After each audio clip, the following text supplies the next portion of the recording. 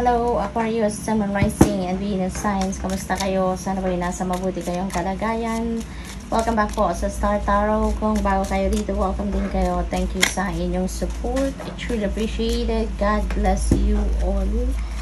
Sandali lang po kasi merong nalaglag.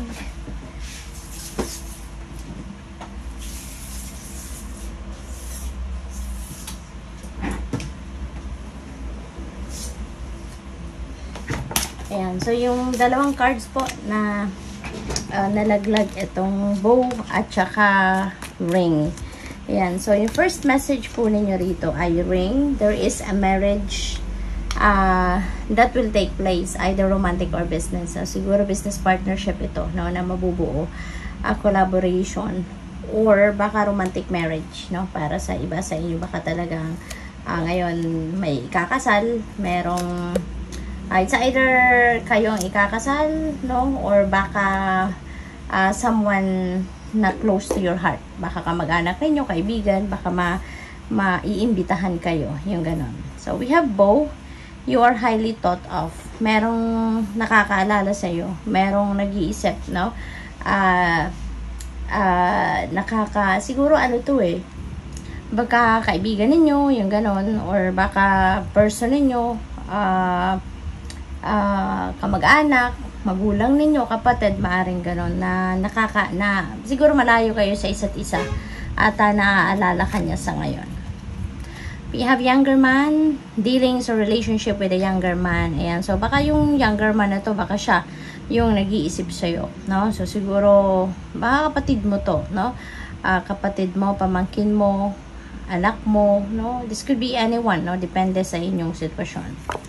We have owl, good advice from a wise person. Ayan, so siguro meron kayong hihingian ng advice and this could be someone na siguro emotionally matured na, person of wisdom, maaring marami na tong natutunan sa buhay, marami na tong pinagdaanan sa buhay, no? Maaring ganon ang ganap dyan.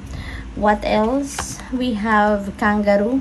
Unsettled times, need to plan ahead. Okay?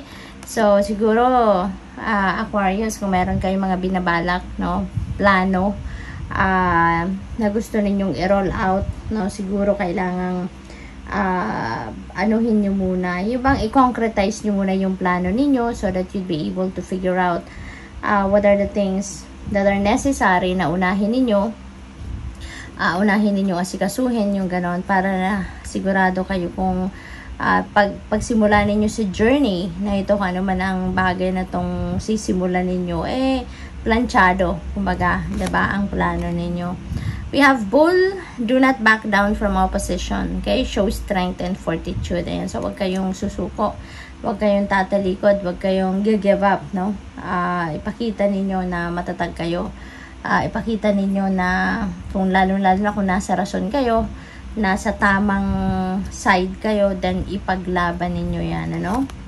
We have angel, spiritual guidance, protection from harm. Ayan, so divinely protected kayo, no? So this is really beautiful, Aquarius, kasi walang kumbaga walang makakagalaw sa inyo kasi divinely protected kayo, guarded and guided, no? Kaya anumang siguro mga problema or obstacles dyan, mga pangintriga ng ibang tao, mga paninira ng mga ibang tao, huwag kayong mag-aalala, no? Ipagpasa Diyos nyo na lang yan, ipagdasal nyo sila, ipagdasal mo din ang inyong sarili, and rest assured that things will go smoothly, no? We have clouds, temporary problems. Ayan, so siguro may mga problema na dadating dito. That could be link dito kay younger man, nasa taas ni clouds si younger man. So baka ito si younger man ang magiging dahilan ng inyong problema, or baka siya yung maghahatid sa iyo ng sakit ng ulo, no, yung problema. But everything is temporary naman. Sinasabi din dito na temporary problems, no? So lahat naman kasi ng bagay temporary lang talaga. Lahat ng bagay hindi naman nagtatagal, no? Things changes, everything changes, and even people, 'di ba? nagbabago rin. Kaya rest assured that that's going to come to an end kung ano man ang problema na yan very soon. Bread, yan, period of prosperity and abundance. Napakaganda naman pagdating sa usaping pera. Masagana kayo, no? Magiging sagana kayo. There is prosperity and abundance coming your way. So, pagdating sa pera, maluwag, no? Maganda ang takbo ng inyong kaperahan sa ngayon. Kaya, chill lang pagdating sa inyong finances. We have goldfish. Ayan, increase in material wealth or spiritual growth. Ayan, so merong karagdagang kayamanan din. Dadami din ang inyong pera. So, talagang prosperity and abundance, no? Ang peg ninyo sa ngayon kasi nga meron din additional wealth na paparating talaga. We have unicorn. Use your intuition to make beneficial changes. Okay? So, gamitin ninyo ang inyong intuition para sa pagbabago, no? Sa pag-create ng pagbabago sa buhay ninyo. So, that's really beautiful. We have heart, love, deep affection, and caring. So, siguro you're going to be overflowing with love sa ngayon. You're going to be very compassionate, very loving. Magpapakita kayo or magpaparamdam kayo ng inyong deep affection to your loved ones, no? Pag-aalaga, nandiyan dyan. So, siguro, kayo, family-oriented, no?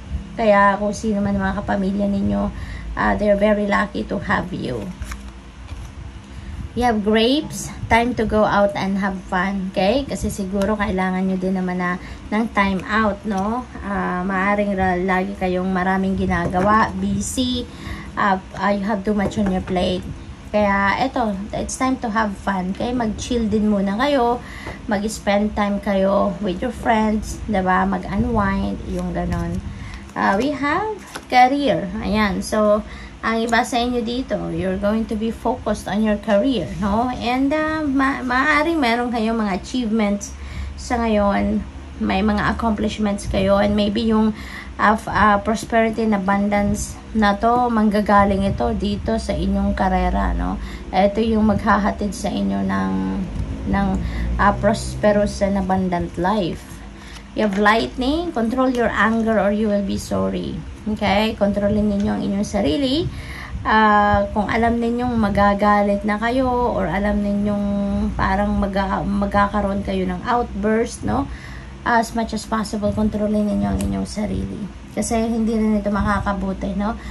Sa inyo, unang-una, baka kayo ay, di ba, magkakasakit lang kayo yan, may stress kayo, and it's not good. Tsaka kapag galit, di ba, pag nagkakaroon lalo na ng outburst, masyadong hindi lang yung nararamdaman ninyo ang hindi magiging maganda, kundi pati yung relationship ninyo with other people, diba? Kasi maaari makapagsalita kayo ng hindi maganda, no? Kung hindi na ninyo nakokontrol, no? Yung galit. So, good luck, Aquarius. Thank you for watching. Love and light. Namaste.